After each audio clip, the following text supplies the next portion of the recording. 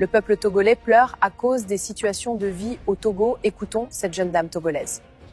Aujourd'hui, je prends la parole pour parler d'une réalité dans mon pays que beaucoup de personnes ne connaissent pas. Je viens du Togo et il est important que le monde comprenne ce qui se passe réellement dans mon pays. Au Togo, nous vivons sous un régime qui ressemble à une transmission du pouvoir de père en fils. Le père a dirigé le pays pendant 38 ans et aujourd'hui, son fils est au pouvoir depuis plus de 20 ans. Mais malgré toutes ces années de pouvoir, la réalité pour nous, la population, est très difficile. Le pays vit dans la misère. Il y a très peu d'emplois. Même quand tu fais des études et obtenu des diplômes, trouver un travail est presque impossible. Au Togo, souvent, si tu ne connais pas quelqu'un qui connaît quelqu'un dans le système, tu n'auras pas d'opportunité. C'est pour cela que beaucoup de jeunes diplômés finissent par devenir des émidjamans simplement pour survivre.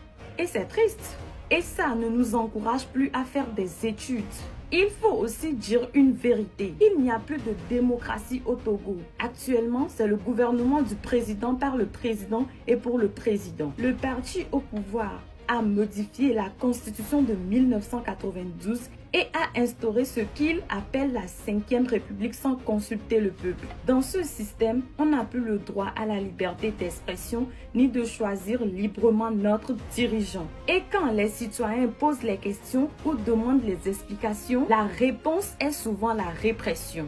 On nous menace, on nous torture et on nous emprisonne. Le problème le plus grave, c'est la peur. Quand un citoyen veut dénoncer les injustices ou parler des problèmes du pays, il risque d'être arrêté, torturé et enfermé. Alors beaucoup de jeunes se taisent, non pas parce qu'ils sont indifférents, mais parce qu'ils ont peur.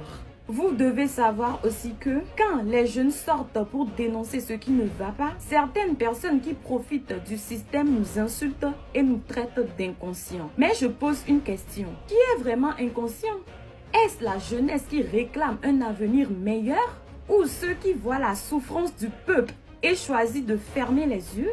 Une chose aussi importante est que même ceux qui travaillent dans les forces de sécurité ne sont pas aussi épargnés par les difficultés. Au Togo, il arrive de voir les policiers demander de l'argent et bien d'autres aux passagers sur les routes simplement pour essayer de trouver quelque chose à manger. Alors que leur devoir dans notre pays, c'est de nous protéger. Mais tellement ils sont mal payés qu'ils sont obligés de faire ça pour trouver à manger.